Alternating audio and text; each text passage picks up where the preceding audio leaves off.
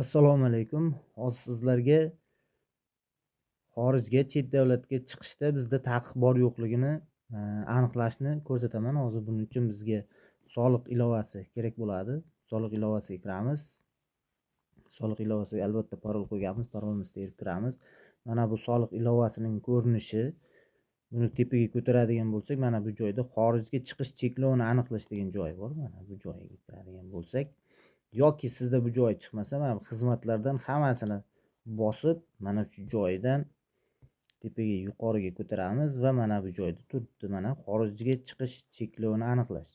Bu joyga kirib, mana bu joyga biz JSHRimizni kiritamiz. JSHR nima deb ko'pchilik so'rab qolishadi mendan. JSHR bu albatta pasportimizni pastki qismida turgan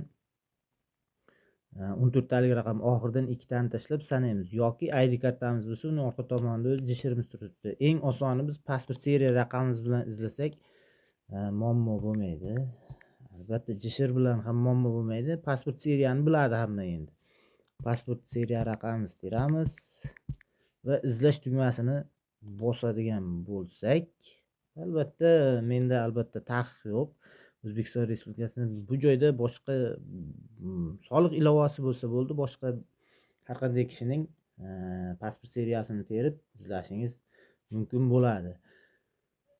Videomiz foydali bo'ldi deb o'ylayman. Mana shu xorijga chiqish cheklovini aniqlab olishingiz mumkin va bemalol xorijga chiqishingiz mumkin. Kerakli odamlarga jo'natib qo'yasiz va laykni bosib qo'yasiz. E'tibor uchun rahmat.